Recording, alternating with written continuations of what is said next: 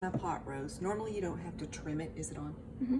You don't have to trim it because it's already market trim, but this Wagyu was so full of fat that I needed to trim it. It would be too oily. But I get my pan hot on probably medium high. Not high, but medium to medium high. And before I put it in there, I heavily season this,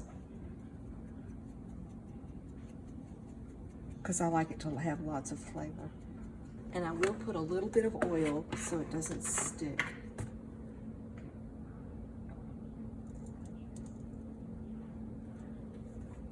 I just use my hands.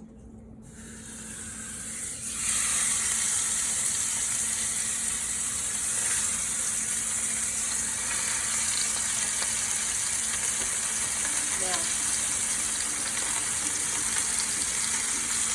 you want to hear that loud sizzler noise, that way you know your heat's on high enough. And I go back in my salt layer.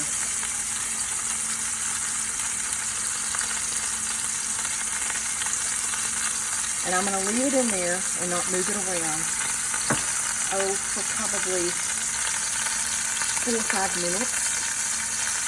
And then I'm going to flip it. I know when it's time to flip when I lift it up and that bottom side is good and brown. Flip, and you may even have to go in and check it. And if it's not, see there's a nice brown edge to it. I've got to get this guy too. Get this. That one's not as brown, but it's probably where it is in the skillet for the Dutch oven. Go for another 4 or 5 minutes. After you just add water. I don't pour water directly on it. I just run a little, but I'll show you how much I put in here.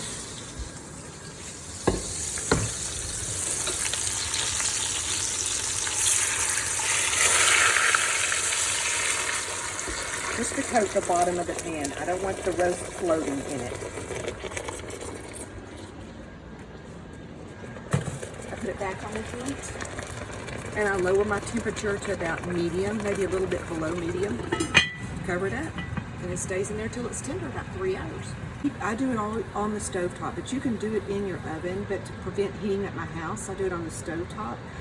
And I could have added onions at this point, not diced up, but sliced up onions, but they would almost be dissolved by the time this finished cooking. It would give it more flavor, but I like to add my onions about an hour before it's done.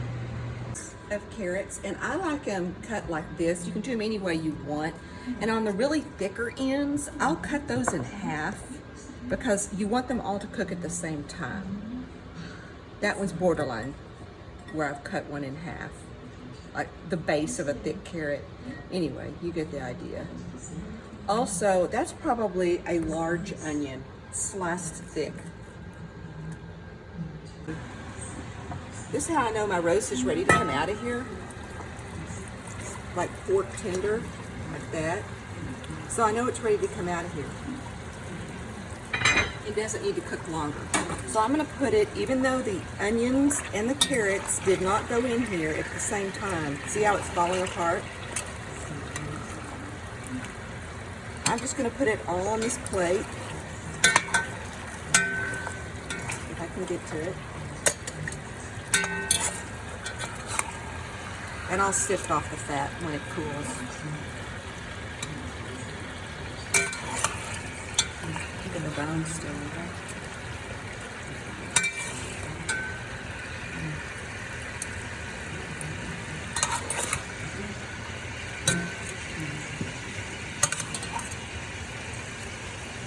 Okay, that's the good stuff right there.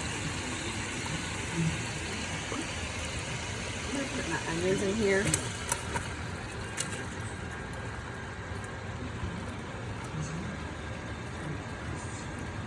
And my carrots.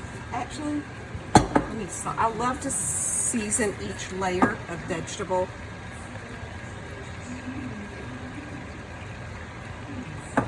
Same thing with the carrots.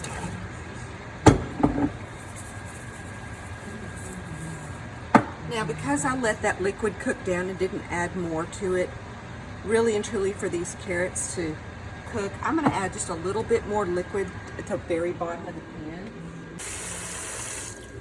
You see that? Just the very bottom of the pan is covered now, so I don't worry about it drying and getting burned. So that goes in there. Let me get the lid. And that will probably be in there for 40 minutes until those carrots are good and tender. And then I'll take all the vegetables out and make my gravy. One last thing, while the vegetables are cooking, I always cover the meat in foil. It will dry out really quick, but I'll go ahead and pick off some of this fat. Au jus is just mostly like a real runny, liquidy broth, gravy kind of thing, so I thicken it. So I'll add it to whatever my drippings are left in my pan. And then you have to add water. How much? I do a cup or two. And I make sure it's all combined. Now here's the thick, and if you want more gravy, you can add more water. I may add just a tip more. Okay, so the next step to thicken it is what I like to do. I have softened butter, and if you get it out of the fridge, if you forget to set it out and let it soften, you can put it in the microwave for like 10 seconds just to soften. I usually don't melt it, I just get it soft. And then I'll add maybe a tablespoon or two of flour. And you mash it. And this is my favorite way to thicken gravy. It will keep you from having any lumps in your gravy, because what happens is as that butter melts, that flour is absorbed into the gravy without making lumps. And there's actually a French term for this technique, but I don't know what it is, and I don't dare try to guess. But I thicken all my gravies and sauces like this.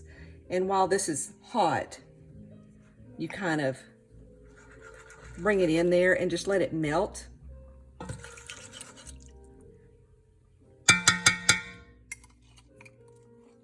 And just keep stirring. I whisk it until it's done. My heat wasn't on. And this will melt, and probably in just a few minutes, as the heat increases, it will thicken up like a normal gravy.